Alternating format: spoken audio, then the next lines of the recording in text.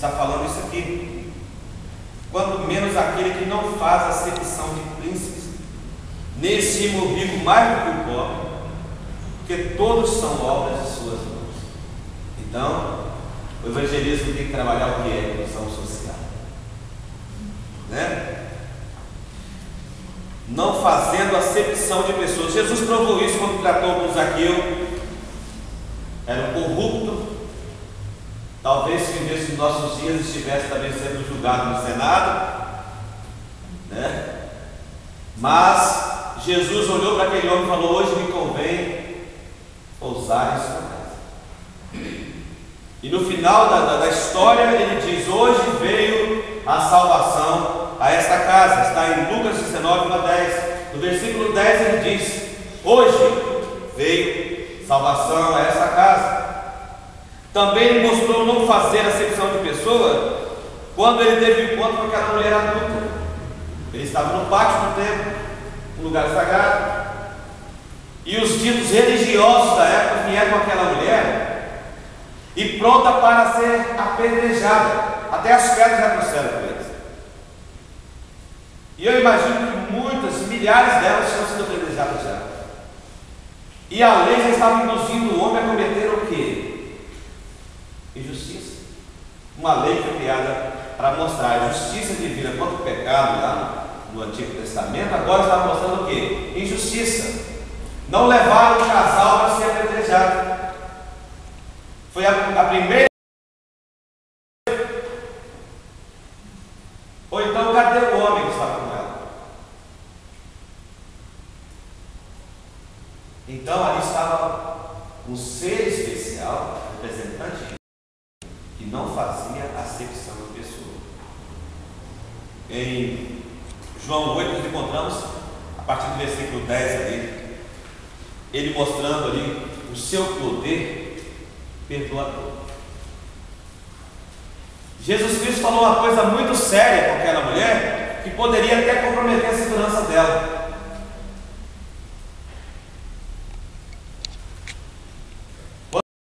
Os fariseus dizendo: aquele que não tem pecado atire a primeira pedra. Ele estava tirando de cena aqueles homens. Mas tinha alguém ali que não tinha pecado? Quem é que não tinha pecado, estava ali naquele momento? Jesus. Ele tinha que falar: traga as pedras para mim. Porque a minha palavra foi o quê? Aquele que não tiver pecado, atire a primeira pedra. Então, deixa a mulher que eu mato, eu posso matar. O coração dela deve ter batido muito forte, porque ela sabia que na frente dela ali estava um galileu que não tinha pecado. E chegou um momento na vida daquela mulher que só estava ela e Jesus. Ele podia falar: ajoelhe ali e se prepare para morrer. Mas ele perguntou: onde estão os seus acusadores? Ninguém te condenou? E ela disse: ninguém, Senhor. Ele disse: nem eu te condeno. Eu poderia, porque a minha palavra foi essa: ele tem pecado, eu não tenho, mas nem eu te condeno. Vai e não pegues mais. O que é isso, irmãos? Inclusão social. Não era apenas a salvação da vida daquela mulher, não. Quando ele salvou aquela mulher, ele trouxe ela de volta à sociedade. É inclusão social. Não é isso exatamente que a igreja faz?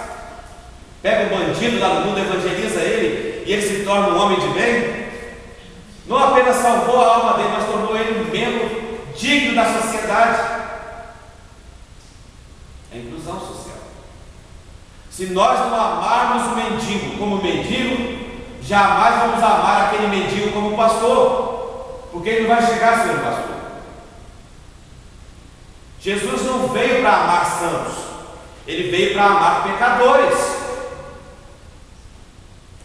Ele corrige santos e ama pecadores.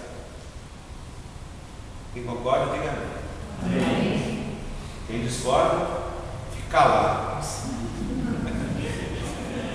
Eu também. E muitos dos que estão aqui. Mas Jesus zerou o nosso cronômetro.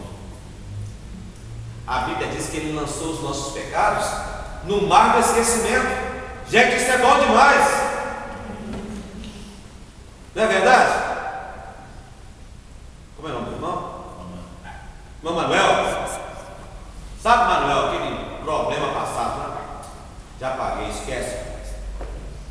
contagem começa a partir de agora. Senão, quem de nós teria condições de chegar na frente de uma igreja, no microfone, e falar que nós somos felizes da vida? Se fosse levado em conta o nosso passado, pastor Aguilar. Mas o nosso Deus, Ele sempre começa a contar o tempo a partir daquele momento. Aquele que vem a mim de modo algum lançarei fora, né? E aquele ladrão ali, na hora da morte, era a única oportunidade e a última oportunidade dele de encontrar com o santo na cruz. E ele, ouvindo seu colega lá maldizendo Cristo, falou assim: rapaz, nós estamos aqui porque merecemos. Você não teme a Deus. Aquele homem estava maldizendo de Cristo, e ele reconheceu Cristo como Deus ali. Falou assim: você não teme a Deus, mesmo estando na mesma situação, na mesma condenação?